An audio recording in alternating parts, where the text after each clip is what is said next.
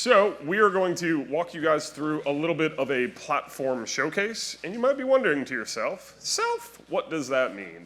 It means we're going to go over and show you guys all of the big changes that have gone into the Contentstack platform over the last 6-ish months or so. We're aware, sometimes trying to keep up with all the things coming out of a company that has over 700 releases in a year, sometimes might be difficult. So we really like running these kind of showcases to give you guys a little bit of exposure to what has changed in the platform, what might be new, and where are some areas of opportunity that y'all can leverage your business within Contentstack. Hi, that's my face. My name's Nick Barron. I head up our architecture services, our integration services, and a few other teams here at Contentstack in the technology solutions organization. A lot of acronyms, there you go. But we are the customer-facing nerds, is all you really need to know. And with me, I have Gabrielle. Nice to meet you all. I'm a sales engineer at Contentstack. So if y'all have ever worked with me, I'm doing the technical demos, can answer any use case questions, and I'll be running through the platform demos with Nick. Lovely. Raise your hands, ask questions as we go through this, right? These are called workshops, not listen to some dude up on a stage yammering on about product stuff. Right? Or if you want that session, we can do that too, that's fine. But I think you'll get a lot more value out of this if you all ask kind of questions as we go throughout. So the format's gonna be really simple. We're gonna do some slide stuff, talk about things, and then we're gonna get into the platform and show you kind of live demos where you can find those features, what it looks like, so that you can get an appreciation and understanding of where all that stuff lives. So first and foremost, we'll do a little backstory about the Contentstack platform. Not like company history, that kind of stuff. You guys should all know our wonderful company history by now. So we'll talk a little bit about the platform history and why we're positioned in the way that we are. We'll talk a little bit about what's new in the core, right? The CMS itself, the marketplace, the Automate platform, and launch as a hosting option as well. Click. How did we get here? Aside from walking into this room and sitting down, we got here, oh, that's color choice, people, color choice. When we look at the content lifecycle, it looks so much better up here, by the way. When we look at the content lifecycle, right, it goes all the way from ideation to analyzing the consumption of that content, right? And there's a whole bunch of different building blocks that are super easy to see up there. Boom, look at that. We brought light into the darkness. I love it. So where did Contentstack start, right? As a headless CMS, we were principally focused on the management of the content from the business user and marketer perspective, and then delivering that content to the developers to do all the cool, fancy, and exciting things on your front ends. So that is kind of headless CMS in a nutshell. A lot of opportunities to the left and a lot of opportunities to the right of that content workflow as well. So click. If I say click, it works, perfect. So where we went from there is we brought in our Automate and our extension kind of framework into the platform. So you know that if you guys were in the last session here, it was all about getting access to things like the Contentstack Marketplace, the Developer Hub, where you can extend the platform yourself. And the big thing here is the idea that as a SaaS provider, what you all love is having an inflexible user experience and UI that you're stuck with, right? No, I thank you for at least smiling. I appreciate that. My humor is pretty awful, so buckle up, kids. But being able to change the experience that your editors have, right? If you're a technical person, that's really powerful. Being able to add in custom fields to pull in other data, being able to add in dashboard widgets so that you can visualize and see things. You can interact with the data that lives behind the screen. So that's very, very important, very valuable, and that adds value onto the core headless CMS capabilities. The Automate function within Contentstack or product does the same things, right? It allows for data to move in and out of the platform, highly configurable, low-code exercises, marketing buzzword. It's super great. Then we moved a little bit to the left of that, right? So now we're worried more about the creation and the ideation of the content itself, right? So looking at things like having workflow boards and figuring out how do we get things into the platform, consuming from third-party sources to start the journey of the content management lifecycle. So we've got things like different collaborative tools built into the platform now to really assist in that so that your teams aren't just using the old school web form, right, to put in a bunch of data and then a web page comes out the end. So it allows for a lot more creativity and community there. Oops. Then we moved one step over to the right with Launch as a platform, right? So you can now host your websites or an app or, and we'll talk about it, it's a little sneak peek, some edge functions, right? So there's a lot of opportunity to have your code up and running super quick and super fast and already connected to your content management experience. So that's just one less barrier to entry to get something up and running. Last year, right, we launched all of our generative AI capabilities. So the ability to have your AI assistant performing, pre-scripted things. You can also ask your own custom queries and all of that to help with the curation and generation of content. I think you guys saw yesterday with some of that keynote stuff that's gone a lot farther, right? With voices and knowledge vaults all leading into that brand kit that is now live and released. And into sort of the future, right? Because general availability for personalized, as you heard, September, right? So we see that as still the future. That coupled with AI, I think we all saw what that can do, right? Creating permutations at scale of personalization to deliver is a pretty impressive thing. And then looking kind of forward into the future as well, right? We can see that we still have analyze to get to, but all right, clicker, you do what you want. And what this looks like now is, and I'm sure you guys can see this in the back, this is why you should sit in the first two rows.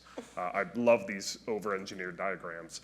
We can see here, right, there are all these little places that Contentstack is starting to materialize within the overall architecture of a large enterprise implementation. So whether that is, the totality of the Contentstack platform at the bottom, but then looking at where those APIs start living in your different delivery mechanisms, personalization obviously leading out to the front end with things like Launch. So Contentstack is now starting to appear in a lot more places in your overall architecture.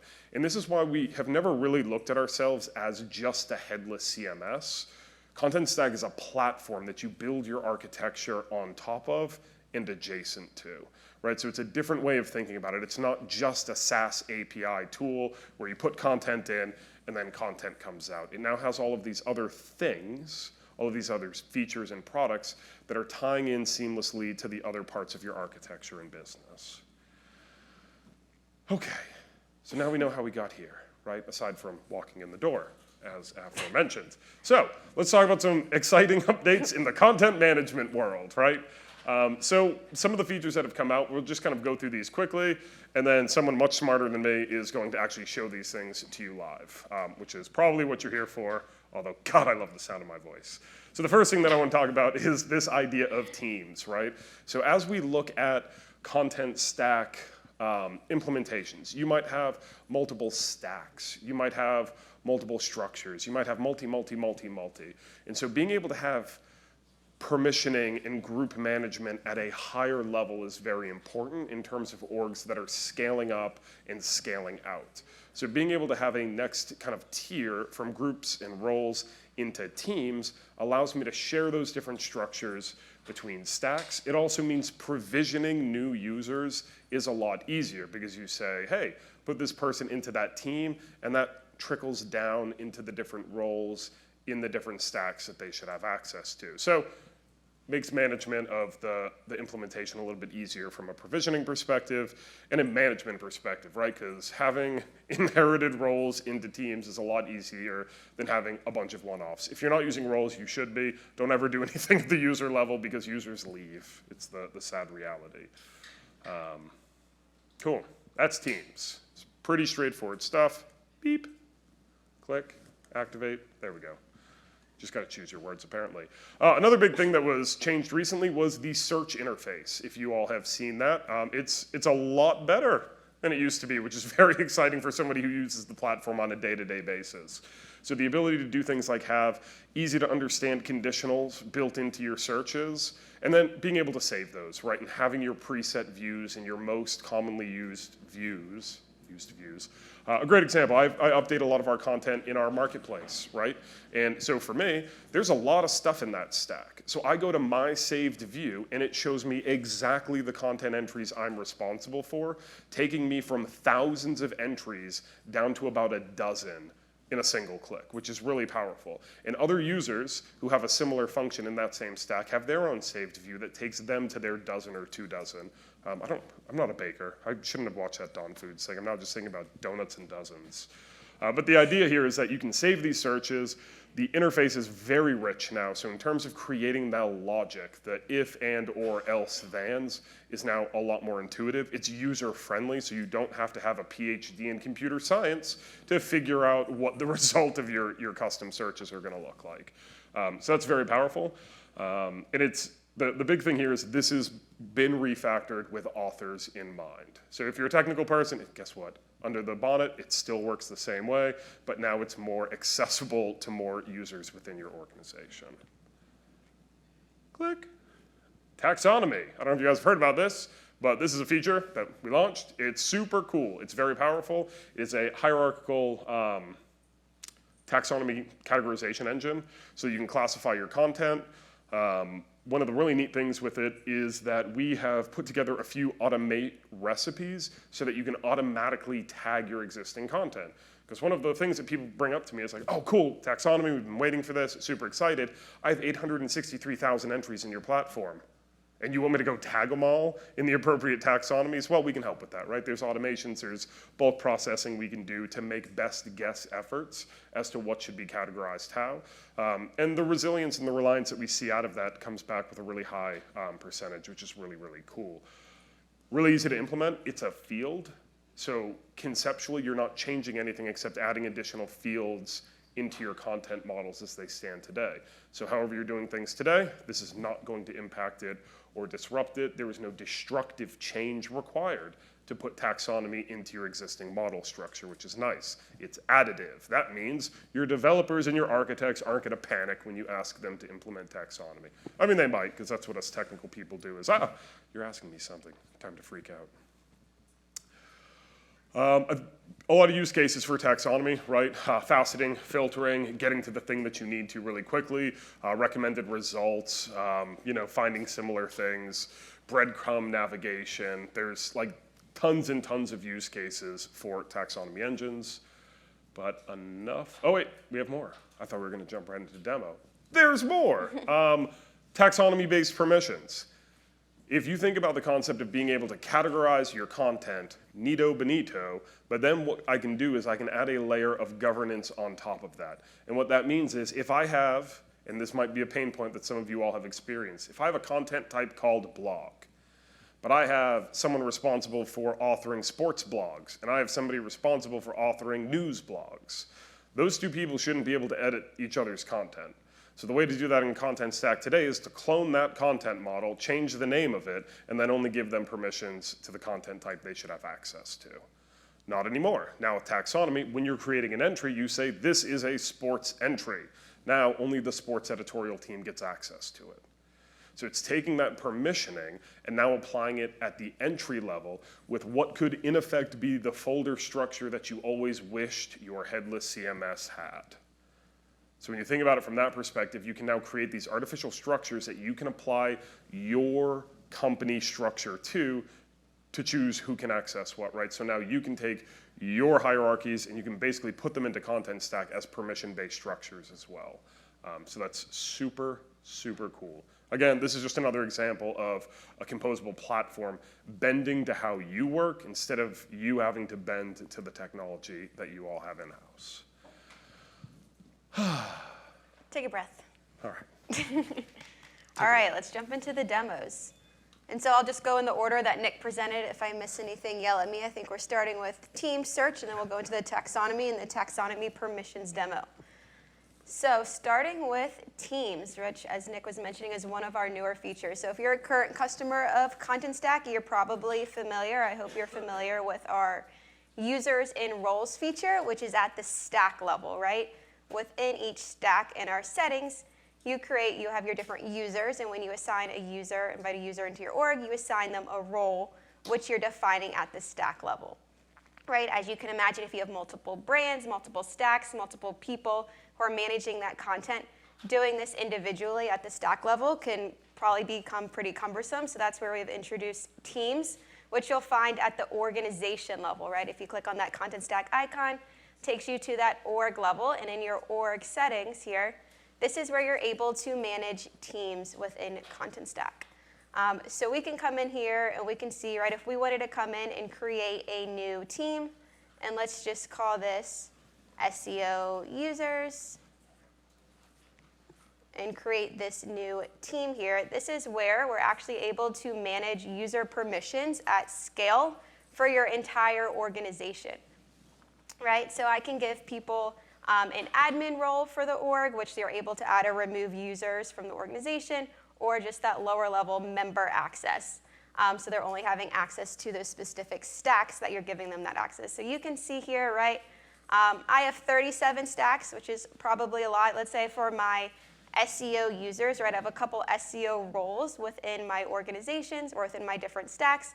So I can come in here and give my SEO team, who's just managing some SEO fields, across all of my different brands, and I can give them that permission at scale. So let's come in here, add them to a couple different stacks. We can pretend that has an SEO role right there. I think this one does right here, SEO team. So I can assign them these roles, right? Create this team of users. And then when I invite a user into my organization, right, I can just invite a user to this team as a whole. So I'm not having 10 different users and going into my 4 different stacks and assigning them the same role. I'm creating this one team, and then I can come in here and we'll give our SEO expert Nick Barron, right, and he can come in here and have that access to this team. And that way, if I edit the access within this team, everyone who's a user is going to get that same access. I'm not having to do that individually. Cool. Any questions on teams? This would be the part where we were talking about interactivity being key to this not being super boring. So yes, I saw a hand. Please question. I had 2 questions, but I forgot one of them. The first one was, there's not like a select all, right? You have to go into each one. You wanted to add a user to all of them? There is not a select all because you'd be selecting that specific. No, select all stacks. Well, so you need to choose the individual role in the stack. Right. So if you were selecting the stack, you'd still have to choose the role that you wanted it associated to.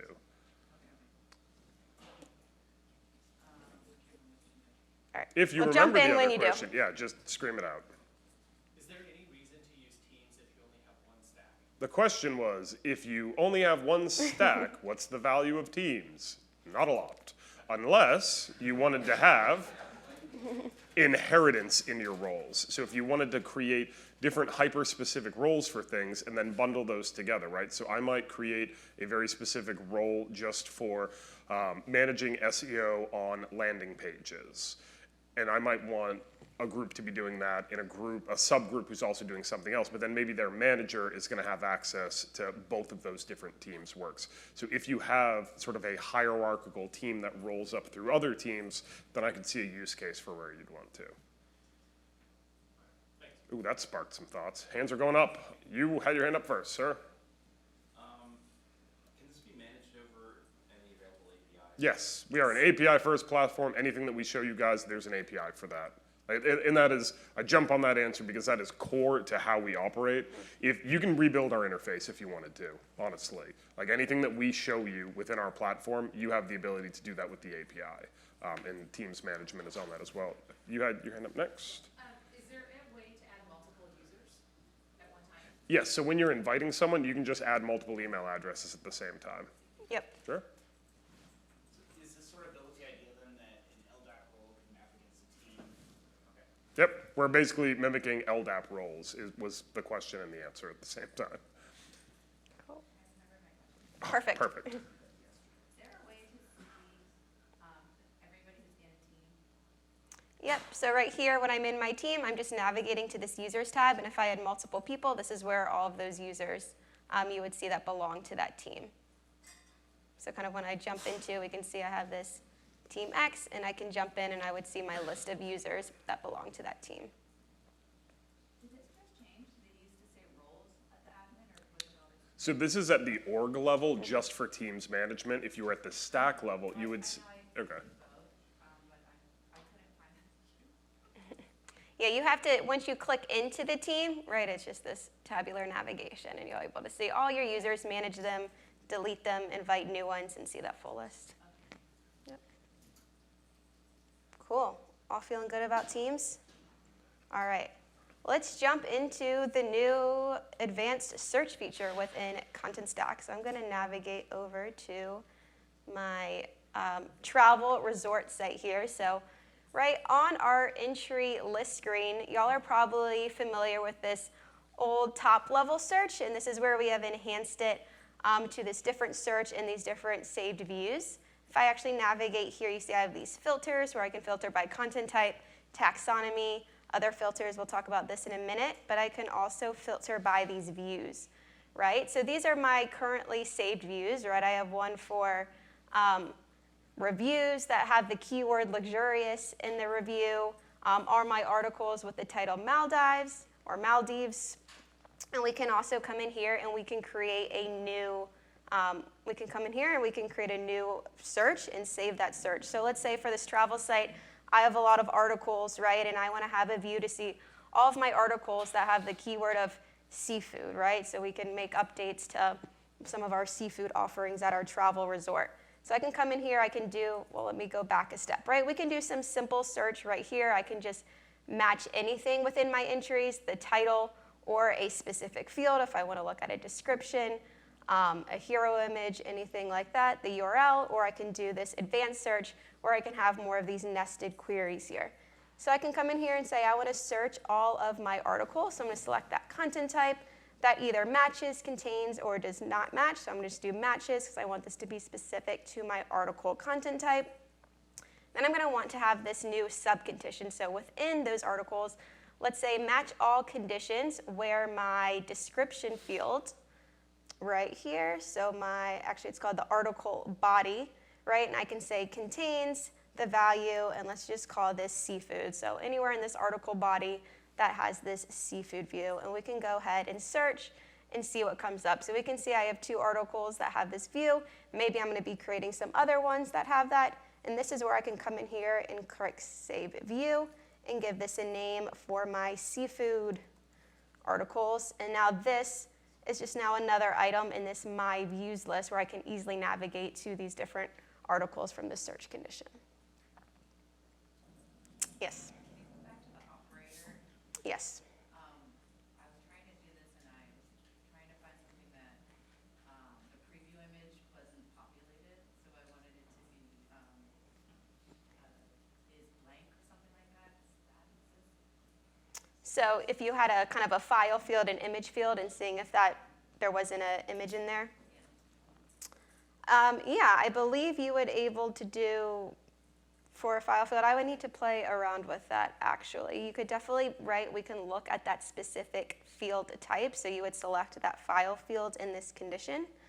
And then we could be able to see if it contains, maybe it's an empty string or whatever the JSON is of what that would return. Is something we could play around with. Not sure if you. Not offhand, but I think you're basically, the question is, can you do, in effect, a null check? Is the field empty, right? Yep. So, and maybe we can do something with, like, if the length of the value is greater than 0. Honestly, I'm not sure what that would be for an image or file field offhand, but. Maybe it could be another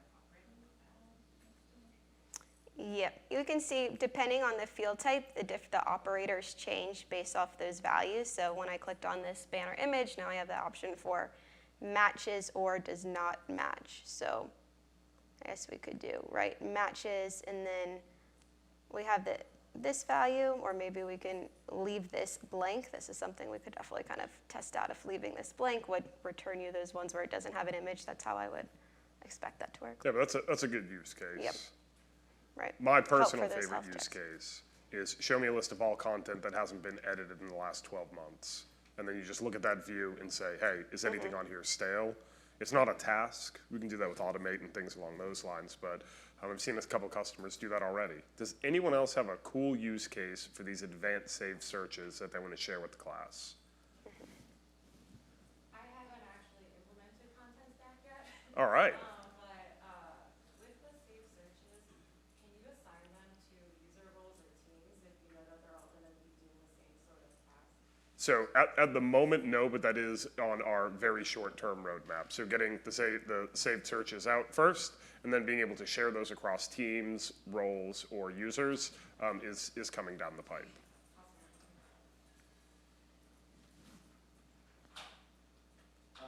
This is kind of related to search because it's an operator problem, I think, as well. But I've noticed, and apologies if this is a little slightly off topic, but this deals with validation in an entry.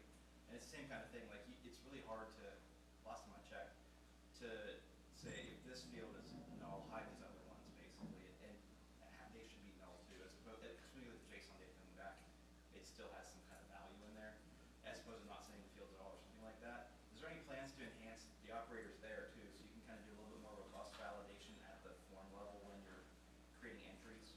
Sure, so the question was, are we looking to enhance the field visibility rules feature within the entry? I have no idea, to be candid. I think so. I think we have that on the roadmap, but I don't want to say yes to something without being 100% confident in it. But that is a request that we have logged. I'm personally aware of that one as well, so. To answer your question, our editors are often adding tags where I don't think they need to. I think that they can use this instead. A lot of their campaigns start with a certain naming convention. So I think they could say show me everything that starts like this. Yep. And then add it to a release that way, or it can save them a lot of time. Yeah, so that's a great use case. I don't know if you guys heard it, but typically when people are creating campaign-based content, they use a particular prefix or a suffix or a campaign code in a particular field. A lot of times it's the title. So being able to just say, hey, if I'm responsible for UTM campaigns, I can look for UTM. That's a terrible example. Don't quote that one. But campaign codes or whatever those might be for your internal organization would be a really useful use case too. I know you had your hand up. I can't see your name on your name tag from here, but I was going to ask about creating views or modifying views by the API. yep. Yeah. Yep, just kind of like anything that you see me do in the platform, you're able to do with that content management API as well. And it comes back as it's all JSON logic, right? So it's basically all those operators stored as JSON. So if you're expecting something human readable, don't. Cool. Yes. Is the state of the columns saved with the views, like the custom views? So like if you added columns into a particular view.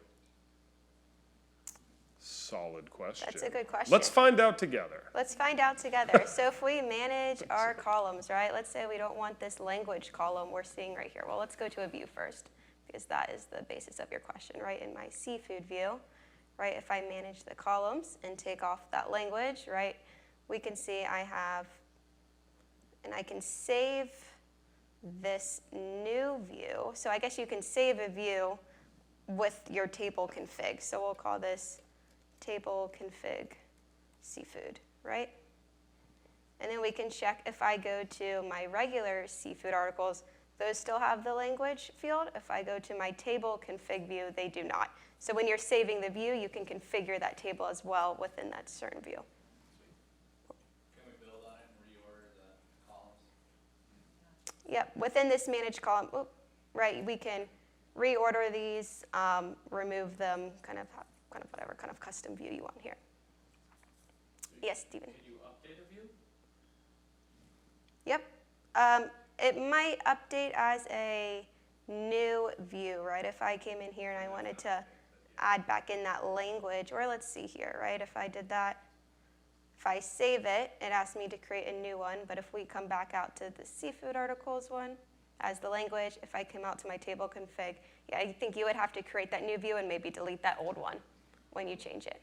What kind of error do you get if you save it as the same name? So if you save it as seafood article, what does it do?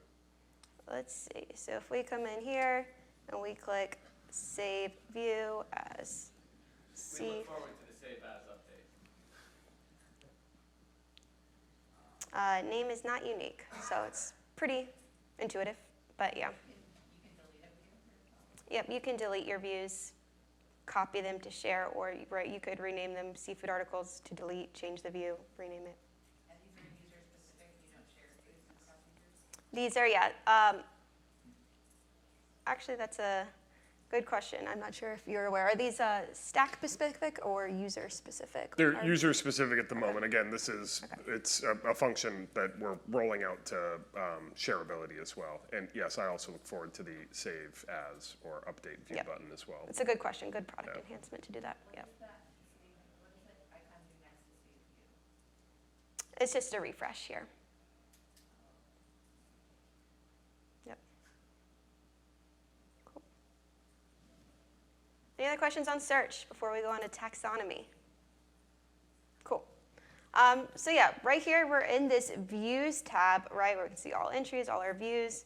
And then right here are the filters. This is probably what you're most familiar with if you use Contentstack on the entry screen day to day. And if you have not used taxonomy yet, taxonomy is just showing up in this filter view, right? So here within this kind of travel site, I just have one simple taxonomy of my articles. So let's look at kind of how this is managed, how we tag our content, and then the filtering based on this taxonomy as well. So if we go into our settings, right, you should now see this kind of taxonomy icon in your stack level, right? And here we can create multiple different taxonomies. Right here I just have one taxonomy. If we click into this taxonomy, this is where we're associating your different kind of child terms. You're creating that hierarchical classification for your content, right? So under this article, I have 5 different classifications of my article. Maybe under activities, right, I might have some child terms such as, I don't know, swimming with dolphins, right? We can come in here and create these different nested classifications for our content, for our different articles. And then to associate, right, your taxonomy with a piece of content, so you're kind of deciding, all right, which content is going to have which taxonomy, where we're going to kind of classify our content, right? We can come and look at this content types, right, where you're defining your articles or your templates here. And then taxonomy is now just a new field type within your content entries. So, right, I've added this taxonomy field, and here I'm selecting the different taxonomies that I have. Okay, this is going to be article classification. Maybe this is a regional classification. I have different taxonomies, whatever it may be. You add the taxonomies for your users to classify that content. And then what this looks like from the content editor perspective, right? If I come in here, and let's say we want to come in here, and let's just create a new entry of type article, right? If I come in here, and we'll just call this our activities at Red Panda, right? And we'll just scroll down and ignore these other fields right now. You can see we have this taxonomy field. So we saw where we defined the list of taxonomy terms. And then here I can come in and associate, okay, what is this article classified for? It's classified for activities, or if I add those different child terms, I want to be a little bit more specific. Maybe this is for swimming with dolphins. Maybe this is also around amenities at the resort, right? So I can classify kind of these one-to-many terms that we have defined for that taxonomy. So what's nice with taxonomy, if I go ahead and save this, right? If we come back to this entry screen, this is kind of where I started. One, it's another very easy way to filter your content within the UI. So I can say, all right, let me see all of my articles that have to do with my activities. And then once again, this is also a way to filter your content through the API, right? So if I had like an article listing page or anything, you can just kind of dynamically render all the articles for my activities listing page that are tagged with activities or certain activities. So it's a very easy way to filter your content API and within the UI.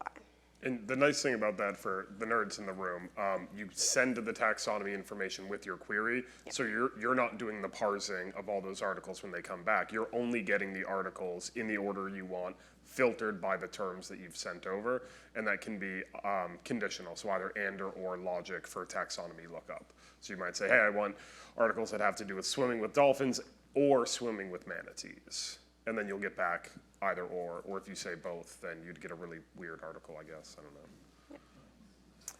And kind of the next enhancement on taxonomy is, right, being able to permission your content based on your taxonomy and those specific terms, right? If I'm saying, yes? So you can associate a taxonomy with a content model and then put it into the entries. Let's say I have a whole bunch of entries and models and I want to do it a bulk update? Yes. Do that through, can I take go the opposite way? I'm in the taxonomy and pick my content models and which ones I apply? How would I do it bulk? Sure, so great question. So if you have an existing content repository and you bring in a new taxonomy, how do you bulk update all of those entries with the new taxonomy? At the moment, it's going to be either using Automate, it's going to be using a script. There's not a user interface for that yet. Okay. Good question. We do also have a bulk updating app that is in the marketplace that is managed by one of my teams, and I can expect that to have said feature rolling out in the marketplace sooner rather than later. It's a good request. New feature adoption requires bulk updating. Yeah, and so being able to write permission based off of our taxonomy, so what you're familiar with, right now I'm in this stack level setting where I'm actually defining the details of those different roles that we were looking at that teams level, right? So if I came in here and I want to create a new role, let's just call this maybe activity writers. We will go ahead and select that branch.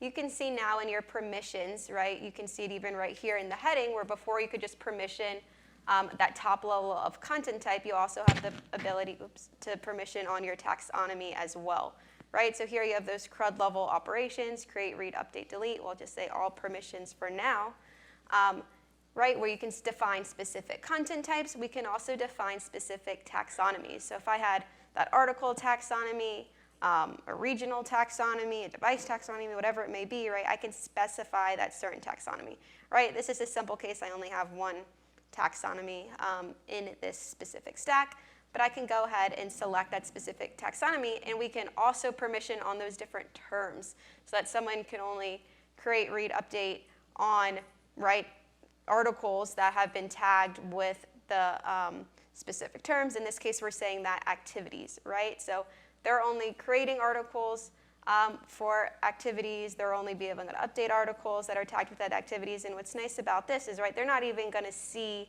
they don't have permission to those other terms. They're not even going to be bogged down by that or kind of see those different articles. It's just a very narrow view for them to work on what they're responsible for within the system. Yes? Do you have to publish any entries that you apply taxonomies to before you can utilize them at these levels? Obviously, if you want to get it from out of the content delivery API, you need to publish, but you're just applying them to different entries. Sure, so you apply the taxonomy to the content type, and now that is available as a field. Right. So until someone edits it and saves it or publishes it, you haven't assigned the actual term. Right, that's what I mean. Like, so when you go into the entry, yep. do you have to publish it too to get that to apply when you're in the tool, like for permissions or whatnot, or you know what I mean? Like, yes, you would, because until that point, that data just doesn't exist. So if you set up this permission as it stood, and we hadn't assigned anything with that term, you would see no content. It's not good enough, you have to publish it. I think Save will do it from the permissioning perspective. Yeah. Yeah. No, yeah. So I don't think you have to do a full publish to an environment for that to happen. We can clarify or double check that to make sure, but I'm quite sure that's not the case. Yep. And I guess one thing that this pairs well with, like a fine wine, is the Teams feature that we talked about. So if you have a multi-brand situation that you're managing across multiple stacks, but you have subject matter experts in a particular discipline, being able to tag them with a taxonomy permission in multiple stacks means you can manage that user's access at that parent level, and now they can go into any stack they need to, but they again only have access to the things that have been tagged for them to be able to access. So it's just another nice way of extending that permission structure. And that put up two hands real quick. You guys tied, so we're gonna go to you for your first question. On the subject of permissions, I believe at the moment that only developers can create taxonomies. Are there any plans to allow other user roles? Yes, yep, it is. It will be rolling out very soon, is the ability to have a taxonomy generation permission. So you mentioned a multi-stack approach using taxonomies. Taxonomies are stack specific. Correct, yep. So that there's a duplication of effort required in that case. Yeah, and you can export and import taxonomies, so you could do that for sure. But where it also becomes a little more flexible is, especially when people are migrating into Contentstack, I might have one stack that uses a taxonomy with its own naming convention, right? So maybe instead of, in my example, right, having sports and news, that might be that for one stack, but in the other one, it might be recreation and politics. But my politics writer and my news writer are the same thing. So that flexibility also allows teams to kind of sit on top of that to say, this team has access to both of those. And that's more for when you're migrating large chunks of like two existing brands that were separate before. So it's a very specific use case, but it does work incredibly well for that without having to go back and change your taxonomy structure, because then the SEO implications are massive. Your URL might be based on that as well. So like there's a big knock-on effect there. So again, it's, we can flex to whatever your front end needs are, not the other way around. Is there any intention to, sorry, service, I got bored now. Is there any intention to make, to expose taxonomies globally across all stacks? We have 50-something stacks, and that number will grow. Yeah, it's a conversation that we've had. I'd love to pick your brain on it a little bit more.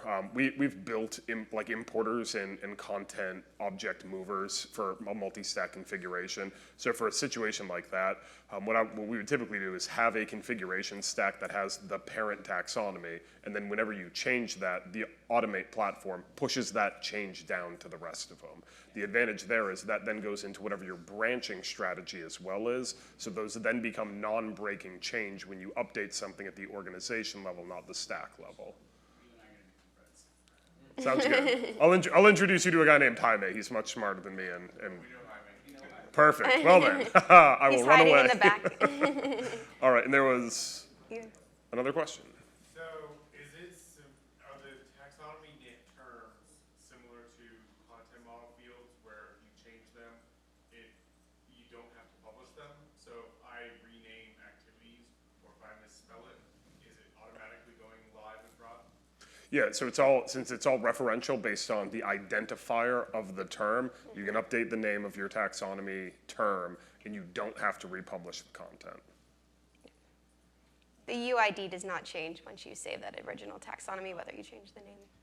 Isn't taxonomy just an internal organizing feature? Like I'm getting, first of all, I'm like kind of confused about the use case because I think we have tags, we have saved views, we have taxonomies, and I believe they're all about organizing the content internally, not for external, right? So taxonomy is both, right? So if I think about a site search, if I go to, I don't know, my favorite shoe brand, which happens to be ASICS, and I'm filtering on the left-hand side, a lot of times those are set up directly reading from your PIMS taxonomy or some other thing. So that's a really good analogy. Or if I'm searching through, a news site, I've got those filters on the left-hand side. Those almost always are being pulled from a taxonomy engine. So it allows the front-end experience, and there's a lot of use cases where I can have things like auto-generating navigation, where I might say, hey, I'm gonna go to this section of the site, which is based on taxonomy, because it allows you to have a piece of content associated with multiple taxonomies, and that's the big win there. I might write an article that has to do with sports and politics. So if I'm navigating to the sports blog, I see it, or if I'm navigating to the news blog, I'll see the same thing. So it allows one piece of information to live in multiple locations from the front-end perspective. So there's capabilities built into the interface to help you navigate your entries easier, but that same capability then exists on the front end. I mean, you need to implement it from an API perspective, but that data is there, right? So you could use that on the front end if you're saying, hey, show me related articles. The first thing that you could do there is say, hey, use the taxonomy. Is there anything here that matches the same number of taxonomy terms? Okay, cool, show that article as the next thing that somebody should read.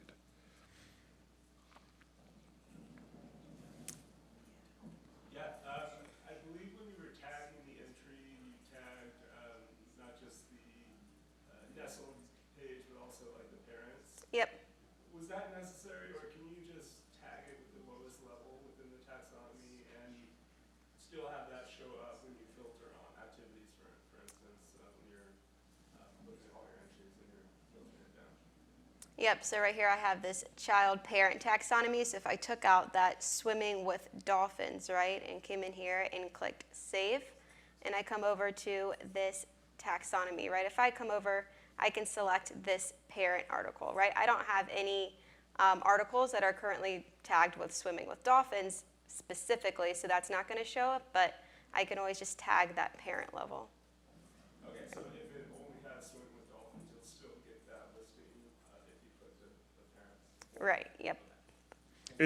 It's a UI quirk that it doesn't show up as checked. You are not the first person Yep. over the last 24 hours to mention that, so that information has already gone to our head of product to say if the value is there, then we need to show that being a checkbox. So anticipate that changing as well pretty quickly. But the data behind the scenes has both of them flagged, or tagged rather, associated, connected, embraced. All the words. Question? Still trying to wrap my head around your answer from before. Can you take me through an example of a front-end experience using a taxonomy? Sure. Yep. Let me just open up. Not you, like a hypothetical. Oh. Show me, but I'll even better. Great. Well, we can do this in about 2 minutes here, and I think it'll help kind of everyone see a good use case with taxonomy here. So let's kind of open up. First, I'm just going to open up my end user site here. I love using this URL hover if you all do not use that to find your sites within your different stacks. So here, right, I have this Compass starter blog, right? And here I have different listing pages for different regions, topics right here. This is all being managed through taxonomy. So different articles are tagged with a region or with a specific topic, right? So if I came in here, and let's say I want to come in here and create a new article. So I'm going to create a new entry of type article. We're going to click proceed. We're going to call my European travel adventures, whatever it may be. I'll choose an image since this is required. And go ahead here. And here you see I have these different taxonomy fields. And I'm going to actually save this. And you'll actually be able to see this within this live preview as well here. So we'll open up this, right? We see this blog. As I tag this content with my taxonomy, so in this case, we're having those different regions. We're saying this is for my European region. And we also have this tagged for a certain topic. So my travel adventures, we'll say this is for kind of must-see spots, right? And as I kind of scroll down here, we're even doing some kind of dynamic taxonomy, right? If I want to show related links related to European adventures and must-see spots, this is actually bringing up those listing pages based off of that taxonomy I tagged. I can say show related articles, so this is going to bring in other articles that I have in Contentstack that are also have that same taxonomy of European and must-see spots. And then if I come in here, right, we can quickly publish this out. We should be able to refresh this home page here, right? And we can see I didn't reference this entry into any listing page. I just tagged it. If I come in here and click on my Europe listing page, right, now we see that new European travel adventures page, and same with that topics as well. So you can see you can just associate that content, do that dynamic tagging and filtering on your front end without having to reference everything everywhere. So it's kind of doing that automatic tagging. Sure. Okay, so you just did something that blew my mind. So, I was watching that happen in real time. That was very fun. And when you hit show related articles, all of a sudden all the related articles came into play. Is that just because your back-end code knows that show related articles, looks at the taxonomy, and automatically does the GraphQL query? Yeah. And that's what, And that's Yep, it. So yep. you can query Contentstack with an API call that says, give me a list of articles, and then you can pass it filters. And one of those filters might be taxonomy categories, right? So the front end code for that is like 4 lines of code. It's really straightforward. And this just shameless plug for empowering your marketers to be able to use things like, there was a lot of conversations yesterday and today about being intentful with your content models with the editor and the developer in mind, right? And this is just a really on-the-nose example of if you're thinking that way, you can have buttons that do cool things very easily. so my design system, which I have to communicate through my change management, Yep. terms I've relearned and repurposed, would have to have something that communicates to them, hey, this show-related articles will match anything that have the same taxonomy matches. 100%. Whatever I decide to define, and my help icon would explain it better Yeah. for the user. Cool.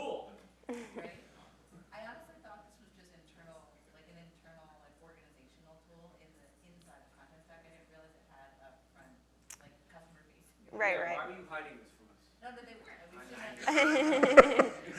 I've never felt attacked and complimented at the same time. This is like marriage. Sure, yeah. Thank you. Maybe this is how we should have started. Yeah. Oh yeah, do you have a question? Yeah, we're doing this currently with tags.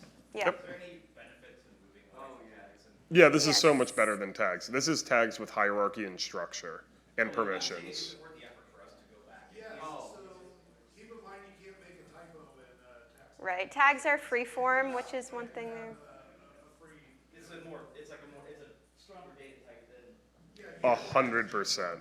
So when you have 10,000, different levels of taxonomy, you're never going to have that free of typos and everything if you're just doing tags. When you're doing taxonomy. Yeah, so the organizational solidity of it is its strong value, right? So as you like, and there's taxonomy management tools that exist just for that purpose. So being able to have all of that governance and structure and guaranteed repeatability, right, is the big benefit over something free-form like tags.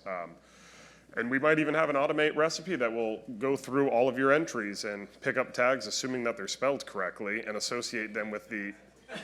Yeah, well, the neat thing with that, right, and just since we're in a workshop, you can then do things like, because we have a great auto tagging or auto taxonomy example that looks at all of the data in the entry, and then will recommend what taxonomies you should apply to it. So you can do that same sort of fuzzy matching for user-generated tags. And we'll do a demo of that in a minute, but yeah. I was just gonna say, show that, please. Yeah, absolutely. He's going to go through some slides around that, and then I'll do the demos. That's kind of a good segue into what's coming You up guys next were like, year. we're done with slides, and now I'm back on the. Yeah. Oh no, this guy. All right.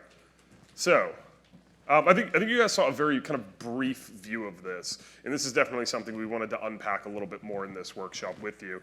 And it's the idea of how our marketers and editors are able to see what they're doing without having to publish something to production and load up another browser, or worse, wait for a CI/CD pipeline to take something down its legs so that we can look at it. So as I do love my historical views here in this presentation for some reason. So as we look back in time, we started with live preview, which has gone through a couple of iterations now. And this just allows, as we saw, right, as Gabrielle was editing information, we could see the page refreshing literally live, right? Check a button, boom, magic stuff happens, cool. The next thing was release preview. So we created a marketplace app that shows you what a release would look like. And if you're unfamiliar with the term release, it is a bucket of content. So if I generate 20 articles, 5 product pages, 3 landing pages, and a new home page, I put that in this thing, this structure called a release. That release will go live at 12 o'clock at night on a Thursday. I don't want to be awake to push the button to do all those things, and I don't want to have to schedule all of them hoping that I pick the right dates on the calendar every time. That's like asking for calendar-based tagging. So that was pretty neat. It's cool. It shows you what your release will look like if you're using that organizational structure. That wasn't enough for us, because what that doesn't do is just allow me to say something like, what will my website look like on September 15th of this year? And so that is what was very briefly showed in the keynote yesterday, and we'll get into a stronger demo of that, where we basically have a time machine to look forward and backward through what the site actually looks like. That is a combination of scheduled content, of release content. It looks through all of those different organizational structures and scheduling mechanisms within the platform for you, so you don't have to worry about what your content management lifecycle actually looks like. Then you'll see, and this is where I get to be a little cheeky, big changes coming as well later on in 2024 and in 2025. If you can guess what those are, I will give you 1 free lukewarm coffee out in the hallway. Right? Nobody even wants to guess for that. It's perfect. Right? We're just going to move right along. So, oh my God, and we have an animated GIF to boot. This is high-class stuff here. This is what the timeline view looks like, right? It's very simple. You can come in, you pick and define the date that you want to look at, right? Not hard. You use a date selector, and then you can see it. So neat, very cool. We're going to look at it in a demo, so we're just going to skip forward anyways. Now, if I lay on top of that the ability for me to filter what that's going to look like by the personalization audiences, not only can I now look forward into future of what my site will look like, but now I can see for every different audience or permutation of audiences, what will that visual experience be? So now, when we're thinking about some of those problems that I'm sure you guys started noodling on yesterday, when we talk about being able to iterate personalization variations at scale and automating some of that with Gen AI, this is what gives someone the ability to quickly go through and check off different audiences and just see that refresh live. And again, the demo will do it more justice than me talking about it. But the superpower here is that not only do we have our forward-leaning time machine, but now I can look at all the different versions, variants in A/B tests.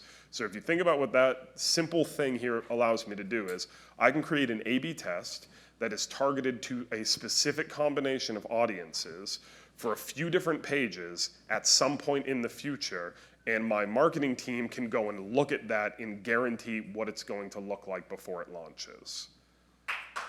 Yeah, thank you. That's a big deal. All right. That is awesome. Boom. Hey, Okay. look at that. Aha. All right, let's see this in action. Cool. So, what was that? You're good. Keep going. All right. Yep, so in my stack here, right, some of y'all are probably familiar with releases, right? So this is your buckets of content, entries, assets that you can all publish, unpublish out together, right? So here I have 2 created releases, Diwali and Oktoberfest, all with their own entries, versions, assets, publishing, whatever. These are already scheduled out to publish, right? So I can deploy these, schedule these out in advance to my production, publish them to preview, see how all 50 items look good together. And now with our visual preview, which is going to be right here on the sidebar, right, I can see what my current state is. And here you can see I'm toggling between my different environments. So we can look at my preview, right? So this is the current state of this site right now that I have live today. And then we can see also right here, if I look at kind of down the timeline, right, say I have this Diwali release. So this is all of the content, entries, different home pages that I have scheduled for this release to go out on November 1st for Diwali. And I'm going to go ahead and remove this because I wanted to add it as part of the demo, right? I can also add additional releases as part of this timeline that I have scheduled. So let's come in here. I want to add additional preview, right? I have this Oktoberfest. And one just real important thing here is, right, because we talked about that you can leverage releases like you've seen here, but you can also just add a date. And so that's it, like, so a lot of current content stack organizations are used to using releases, but you don't have to. You can just say, what would this look like during that time period? So I know it's a real small thing on the screen there, but it's a big difference because it means that you can just let time kind of happen and you don't have to get hyper specific about planning those releases. You probably still want to, but you're not locked into that way of thinking. Right. And that will pull in all the scheduled entries for that date. Scheduled entries and assets, yeah. Yep. Steven, did you just have your hand up? Yeah, I got it. So can you do a visual diff, like change between things? Yep. Yep, and we'll see that in a minute as well. But here we can see, I'll just show quickly, right, if I look at my, oops, I didn't add my Oktoberfest release, right? If I come in here and add my Oktoberfest release, right here I just use that scheduled date that I already have, but as Nick was pointing out, right, I could select that date. Now I'm seeing this Oktoberfest.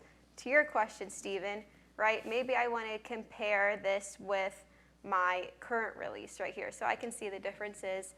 I can change the responsiveness. Maybe I want to see in this mobile view, how will my current release look versus my Oktoberfest release? Maybe we clean that content up for the next time. Yeah, trying things for the first time on a demo. Right, and I can also switch, I can compare 2 releases together. So maybe I want to see how my Diwali release is going to look for my October release. So I can come in here, compare, navigate through the site, right? So it shows side by side, but it doesn't highlight what content has changed. Well, if we click this highlight differences, Oh, well. I'm just a setup for it. Keep going. which I have not tried, we're in our Dev 11 server, but that will be a feature where we'll highlight images, titles, anything as you scroll through the site that's different between your different entries, So or releases rather. maybe this is a longer offline discussion. I would assume something in my code has to So be. here's my favorite sentence for this. If you have release, or if you have live preview working on your site, this is on. You now have access to this. In order for the highlight differences to work, there is a slight change that you need to make to the code, but it's like just changing a parameter on an API call. It's not like re-implementing. So this is all based directly on the live preview SDK. Perfect. And then I also saw like edit buttons that you can hover when you're in there as well. So I assume that also requires a slight tweak in the code? Nope, so that's a part of the live preview capability. I'm playing that with the live preview. Okay. Yep, Cool. Thank you. sure. Yep. If you don't use releases, you can still pull them in, if they're just scheduled publishes? Correct. On the page? And thank you, and can you go back in time using this? To look at like historically what happened last month? Yeah, that's a good question. Let's find out. Let's try together. So if we can, I don't believe that is possible. I guess if you had a release, actually if I had a release, and I don't have one right now, but if you had releases, all your releases will stay in your releases menu. Once they're published out, right, all your releases stay, so you can always see what happened in a previous release in this release view. So this is something we'd have to text, but I would imagine if I had a previous release that was locked, it was already published out. We do that so you can always roll back to a previous version or kind of safe state of your code, a previous campaign. That maybe that would show up right on this preview in that timeline if I had one already published and released. So I haven't tried that for sure, but yeah, that's something we could look at. Cool. And then kind of the add-on to this, which got Nick all the claps, right, was that audience impersonation on top of these releases. So not only am I looking at the experience on September 25th for Oktoberfest, I also want to see the experience for my, we can look at my different variants here. These are all the variants that we have defined as part of that personalized product. But maybe I want to see the experience for my luxury, relaxed Asia travelers, what they're going to see on September 25th as part of this October release. So that's here. I can select one or many audiences. So I can come in here for relaxation, luxury, and APAC destination. So I'm just selecting the audience that we have defined to match that variant. And now I'm kind of seeing this view change for that audience, right? This is what they're going to see as part of that release. We can see this change maybe for my Europe destination. If I add this, we can see what their experience is going to look like on September 25th, so on and so forth. So we can impersonate those different audience per those different releases as well. Question? I can't see anybody else, am I like? Nope, you're the only one this time. In terms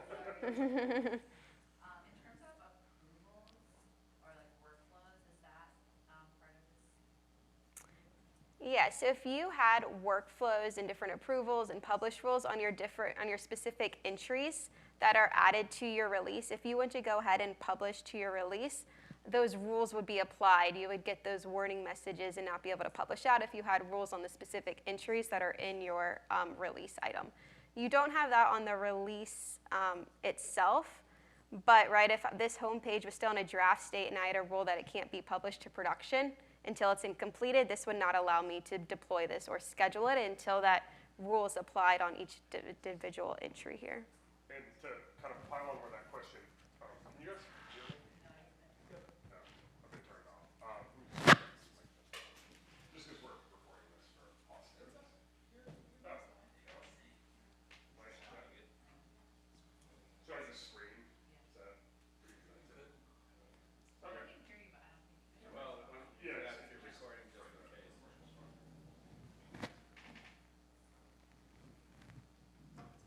There we go.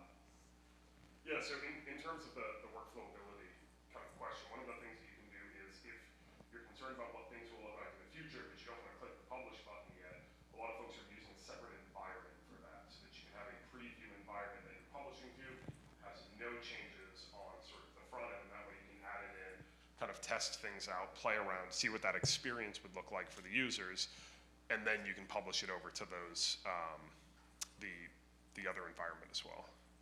Yep. Is that kind of where the question was going, or did I miss the plot? How I think this is going to be used is they're going to show management, like, here's the next 2 weeks, right? And I think it would be, if they gave feedback, like,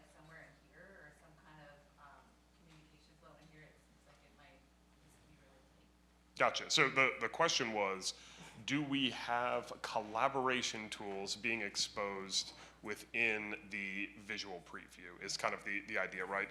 So not today, but this is brand new as of like 24 hours ago. So there will be enhancements coming down the road. That's a great suggestion.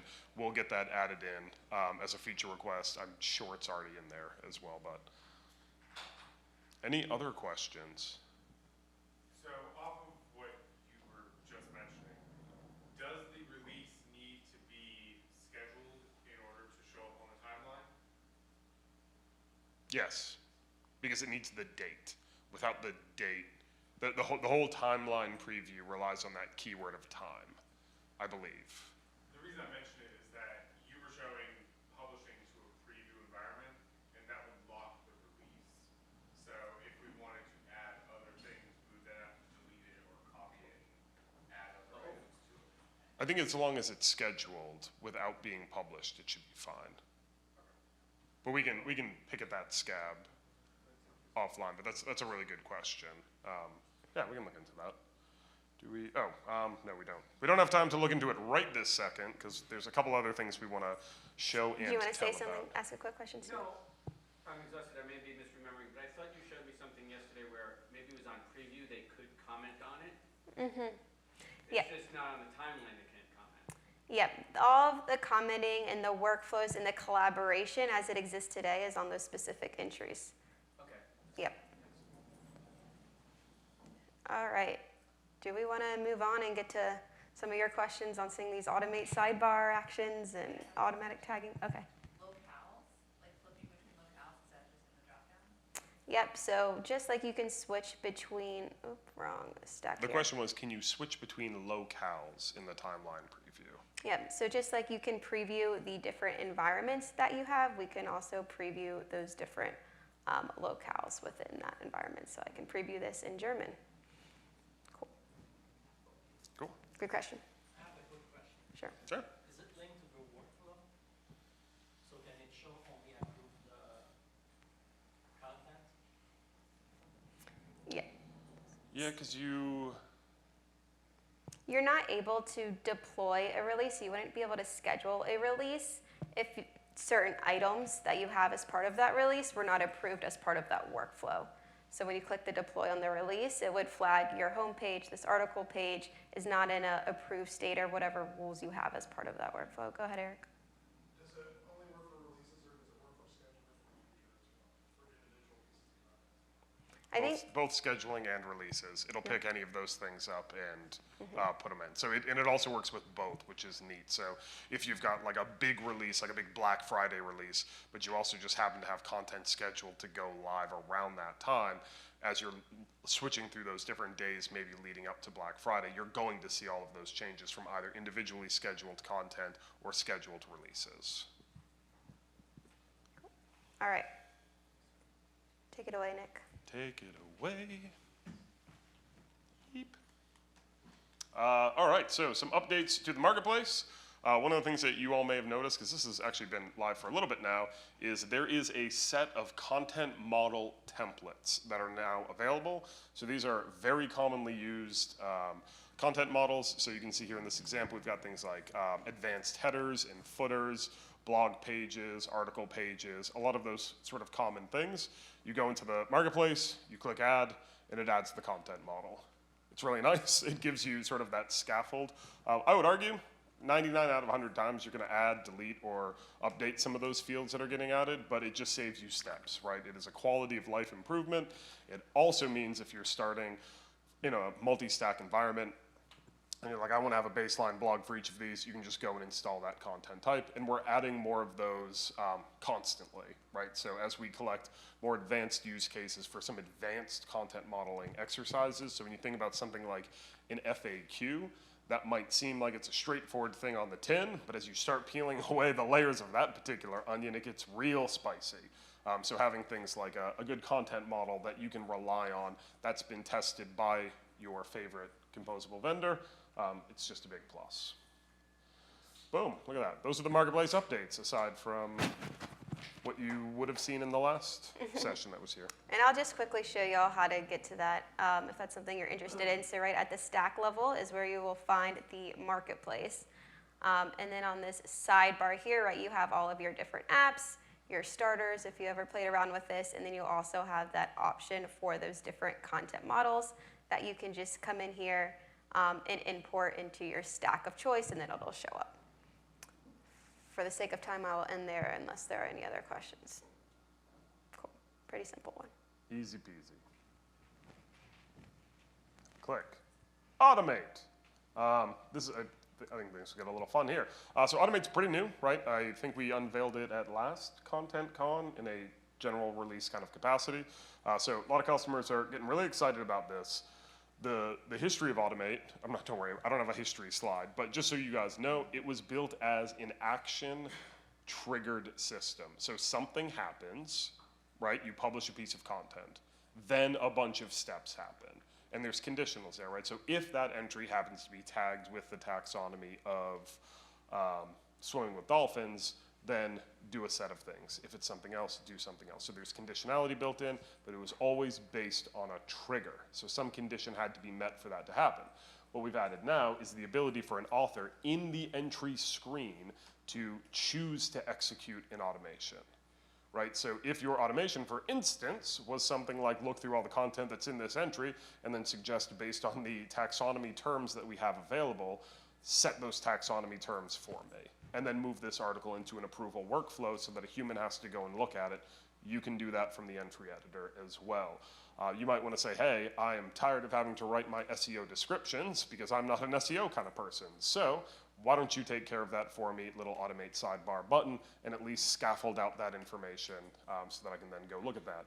That simple little example, actually, by the way, when you combine things like the brand voice and the knowledge vault that we talked about yesterday, that becomes super powerful because now you know your SEO content is going to adhere to your tone and tenor that you've chosen, right? And I might have a different voice for SEO than I do for writing adventurous blog content, right? One of those things is going to be punchy, it's going to be full of questions.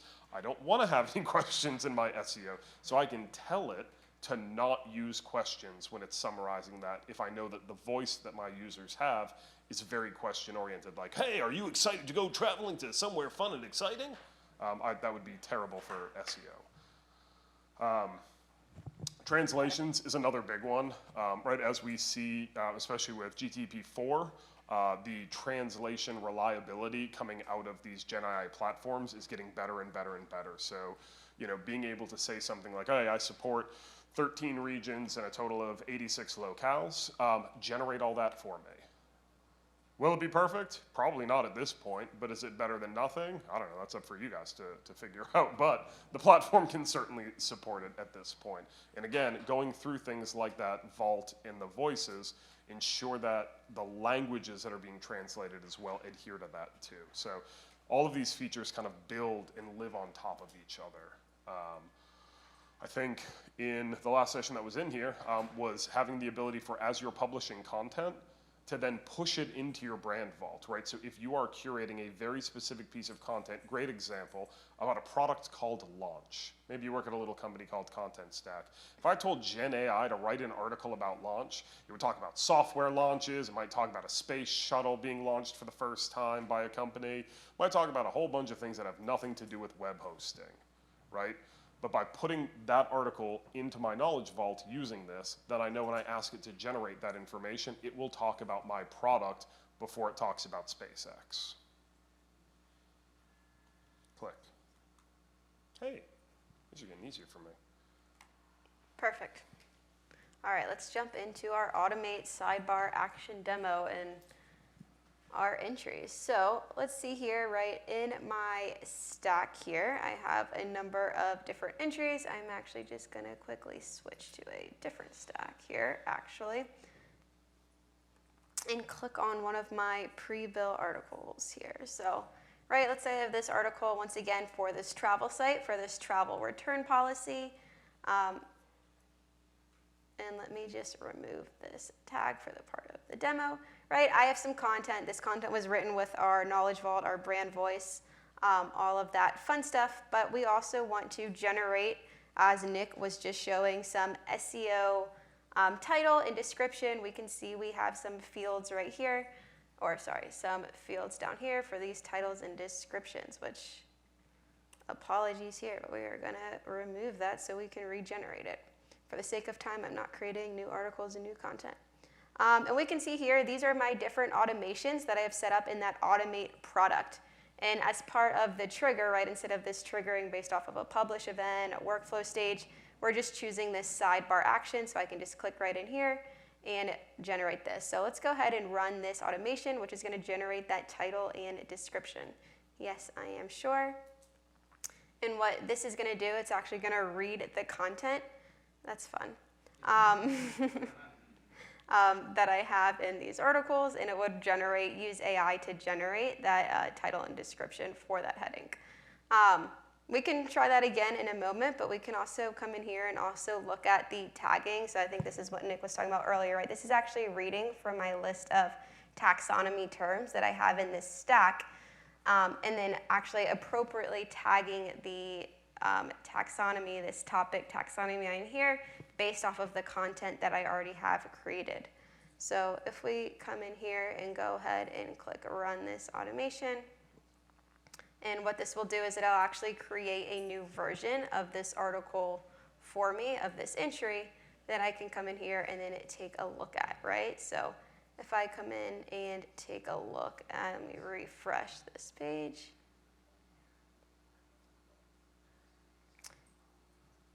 In the actual enhancement, it'll show you kind of the new version that you can click on right through there. And don't you love live demos when things don't work the way you practice it? We can try creating a new article here, right? Let's just try this one more time with a new article, new of type article, right? And we'll just call this travel adventures in Paris, right? We can choose an image, so I'm able to save this. And we can come in here and write some content. I'm just going to actually have this write some content with that brand voice, right? With this, my specific brand kit. I can give it the voice profile of a blogger and turn on that knowledge vault and say, write 100 words on traveling to Paris. This is going to use all of the content that I have put into that vector database, generate this content, and then we'll try again and generate those SEO tags and that taxonomy since we're doing this fresh. And you'll notice that this content is very heavy on the questioning. So the voice of blogger that we have configured, the prompt is told to use a question and answer approach, and it might. Yep. Did it pull in? Oh, and you can even see there's corporate specific information. So yep. The travel without compromise policy, that only exists within our demo environment. That text is not, it doesn't exist anywhere on the internet, right? So an LLM wouldn't know to do that unless it had access to our knowledge vault about the Compass travel company. Yep. So we're gonna go ahead and save this. I scoped creep this demo showing a little bit of a brand kit fun. But now we can come in here, right, and we have these automate sidebar actions. And now let's generate SEO titles based off of that content that we have just created. So we can go ahead and run this, and this is what we're expecting, right? It updated, I can view that version 2, right? So this takes me right to that version 2. And if we scroll down here, right, this actually had AI generate this new title, this SEO title, and this description for me. And it worked the first time. And it worked the first time. And we can also kind of see coming back, right? I have not gone through manually and tagged this taxonomy. I'm just using this automate sidebar to do this tag category. So it's going to come through my list or read my list of taxonomy terms and intelligently tag. Now this one decides to not work this time. Let's try it one more time. Anyone with a keen eye will notice dev11-app Yes. in the URL. So just be aware that this is a pretty aggressively updated server. But I think that's good for. Yep. Okay. You guys get the value there of being able to. And it's in these examples, we're very heavily leveraging things like the AI capabilities in the platform to show additional things. But if you want to just jump over to Automate real quick, and we can just look at some of the connectors that are in there. If you guys haven't seen this, it's very powerful because you can connect to third-party services during that execution, right? So one of them was connecting to an LLM to ask it to do some stuff. But that could be send this data to my search engine so that it gets indexed in Algolia or whatever you happen to be using. Go update some product database with this information. Go do other things. Do a deployment onto launch, right? So there's different connections built into the platform. There's a whole list of them out here as well. So just start thinking about the fact that if you can give your editors the ability to affect platforms outside of the one they're in, that means that's one less login to another system. That's one less Control-C and Control-V. You're removing the human error proneness of a manual workflow to as much of a degree as you can. Yep. And just like with that sidebar action, you saw that on the entry screen. If you are users of the Contentstack DAM, you can also trigger that from just, this is the trigger point from that asset sidebar. So if you want to generate, in this case, it's using our chat with Vision AI connector to generate an alt text or description based off of the image in a specific asset. So you can just target that right within that asset library as well. Cool. Any questions on Automate or the sidebar widget? Got a, yep, oh. Go ahead. When you're showing a couple of automations from the sidebar. Yes. If that automation ran bulk automations, like maybe say on multiple locales or something like that to populate values and fields. Yep. Is that one automation execution or multiple? It's going to depend on how you configure it in Automate, to be honest. So automations can nest, which I would advise you doing for something like bulk management, right? So it would call it once, and then it's going to thread off. So if you have conditionals built in to say something like for each locale, or in the case of personalization, for each audience that we have, then go do something, then it would all be called and triggered from a single execution, but then it might spider into other ones depending on how you've configured it. Okay. Yep. Or if you had kind of this repeat path, you could loop through all of your different locales, use AI, translate it all as one automation. What automation is one execution? Okay. This young, handsome gentleman in the front, he's my boss. What do I do if I don't see the connectors that I need to work with in the system? Great question. If you would like a connector that doesn't happen to exist in this, please reach out to your neighborhood-friendly CSM, and they will put you in contact with someone like myself who happens to run our integrations team, and we can get those built in for you. So we would want to work with you, digest your use case in worrying amounts of detail to make sure that what we're actually going to put into the platform will serve your and other customers' purposes. So if there's something you guys want to do and it's not in here, first and foremost, there's things like an HTTP connector, there's a code block connector, there's a JavaScript connector, so you can load your own custom code into this platform as well. There's a Lambda connector, an Azure Function connector, so if you have your own kind of code sitting on these serverless functions somewhere anyways, you can do that. Or just call an endpoint. Stand up a classic .NET web service if you're feeling dangerous. Oh, we'll come back. Assuming you're doing the bulk update stuff and you've done the multi-threaded, what happens if you error? So all of the errors for automation go into an error log that's in here, and an execution log and an audit log. So all of that would be logged in this view. And typically, if you're going to be doing something bulk at the entry level, you're probably going to walk away from it anyways, so you're not going to see the little message pop up.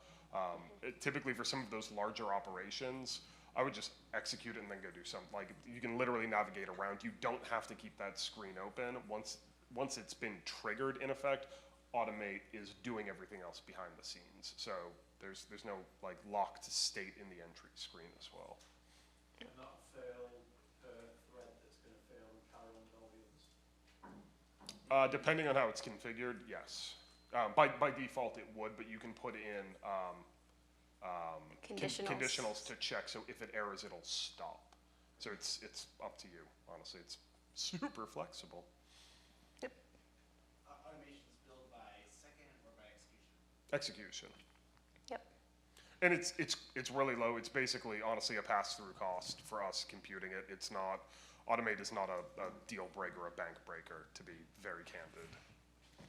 And Stephen, did you have a question too? So I have all these personalization views.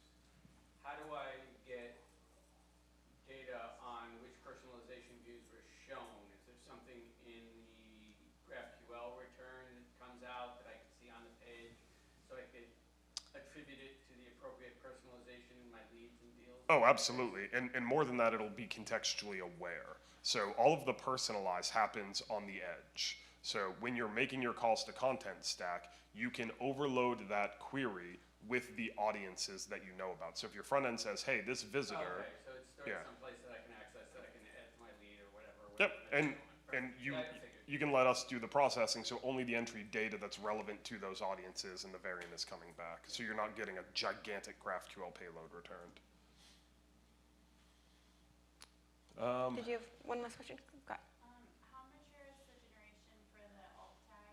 Like if you have a long description of some data representation like a graph, is it going to say this is a purple bar graph, or will it tell you like the data representation, like, you know, map 32 shirts and 40 pants, whatever? Yeah, that's a great question. So the question was, when we're doing things like using the LLMs to generate summary text, will it look at the image and understand the context of the image? And the answer to that is kind of depends on which LLMs you're using. We have connectors for both things like regular ChatGPT, but then also with image awareness. So you can specify if there is an image. You can get very complex in these queries, right? And the way to think about how we use these LLMs is less about the generative AI capability, which is a huge part of it, but also the more you put into your query, the more specific information comes back. Like all the taxonomy generation stuff that we do, that is because we get hyper specific and say, return an array of these 10 objects from this list of 20, and you can basically code at that level. So you can say, if there is a graph, then summarize the data of the graph. Now, I can't be accountable for what that LLM returns with that information, but you have your choice across the board of if you want to use OpenAI, if you want to use Bedrock, whatever you want to connect to is going to be available there. Including our own internal model? Correct. Super important question, actually. Can we connect to your internal LLM? Yes. So I think we can just kind of run through some of these. I know we are magically at time. So just a couple of updates. Launch. It's the hosting platform that you've all been waiting for and hoping for. We now support a bunch of additional frameworks. So here is a list of them and the things that they have. This is pulled out of our documentation, so you can see these things as well if you have an interest in a specific framework. And this is getting enhanced all the time. So with each iteration of launch, more of these capabilities are baked in for things as well. App log targets. This is really neat, actually. It allows you to just target your own logging servers. I knew you'd be excited about that, Dale. And so you can send all the logging information right to whatever, Datadog, Splunk. I think we send ours into Terraform, thank you, so that you can just consume it into whatever other visualization platforms that you have to interrogate your data. We also now in launch support edge functions, which is super cool. So you can now start manipulating things without having to do it either at the client or server side. It's just more opportunities to parse and manipulate data. So for things like redirects, for things like device detection and changing permutations and calling different elements out of the content, we can do that as well. So a lot of really nerdy stuff that you can do with edge functions. That's pretty fun. Beep. I don't think we need to demo those things. Does anybody need to see a demo of an edge function in Visual Studio? Oh, no, I've never seen that many people say no at the same time. So what's next? And I was told if anyone can guess what these Dolly generated images are, you now have insight into our secret roadmap. So stare at those until you have an aneurysm, I guess. And we'll come back to that, but also, final plug for Academy 2.0. It was launched yesterday. A lot of the things that we just talked about, there's short form content in videos available in the Academy platform. So if you head over to contentstack.com/academy or scan that QR code, and you can tell that's a nice one that doesn't have a bunch of UTM tracking in it because it's simple. So I generated that one personally, so please feel safe clicking on it. I tell my teenage daughters all the time, don't ever scan a QR code, even if it's given from a friend. But this one you can trust. Yes. Oh, everything is locked down. Cool. Thank you guys. We will hang around if you have any questions. I know we are at time, so. Oh, thank you. Thank you all.